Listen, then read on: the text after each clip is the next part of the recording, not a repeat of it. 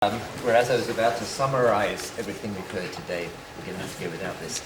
But what I would not leave out is firstly to thank all the panelists, all the speakers for coming here. I think we've had a really illuminating and productive day.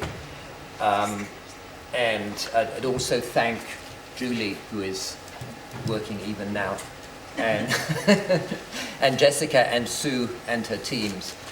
Really, without this, none of this would have worked.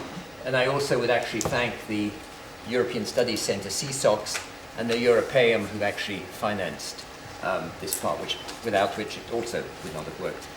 Now, just to briefly, say most studies of the EU look at the core countries, so-called, and they look at, the future of the EU and what's France and Germany, what are they going to be discussing.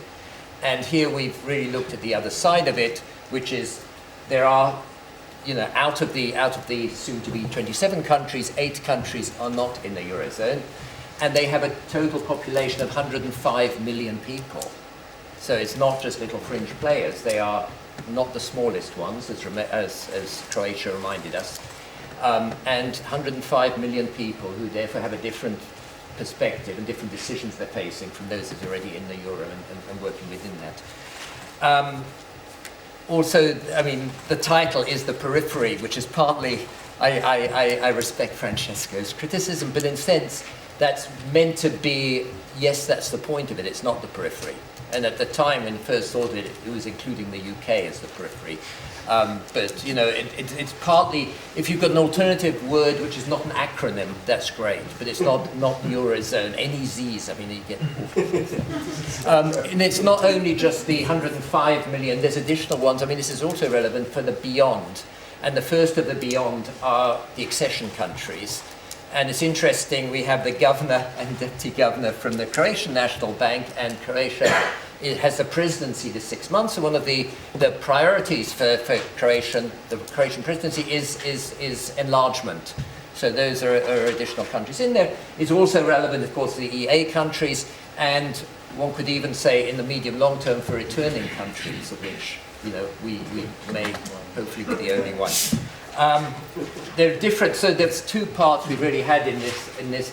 Before I close, really partly we've looked at the decisions facing, the countries involved in 105 million people, the banking union, the currency union, and the institutions where they participate, not just cut out, such as the Vienna Initiative and the ESRB. And again, we've heard a lot of insights for that. Finally then, to finally close and leave out all the rest so we conclude on time, you will have noticed that this was filmed and podcast. So just if somebody has a problem to this being repeated, if you let us know, because then before it goes out, we'll handle that. That's not a problem. If it's not, we do plan. We aim to write it up. We'll do a blog, and it may well be that we do a publication coming from it. In which case, I'll be in touch with those of you to ask if we can have your notes, have your slides. You want to add something, or and so on. So we will continue to do that. This was the first, Hartmut introduced us. This was actually the first event of UPEP, and we hope it's not going to be the last.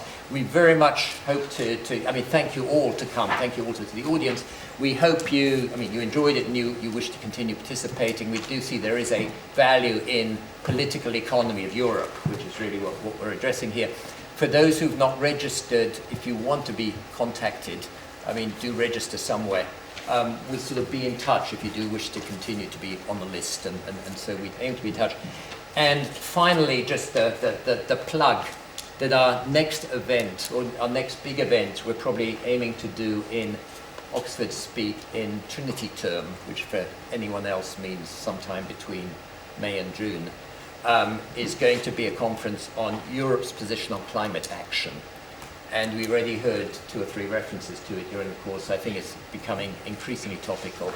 And I think, again, it's something where it shows European political economy has something important to contribute. So once again, thank you very much. the speakers and others, we're going for a drinks, and the others, we hope to see you next time. Thank you.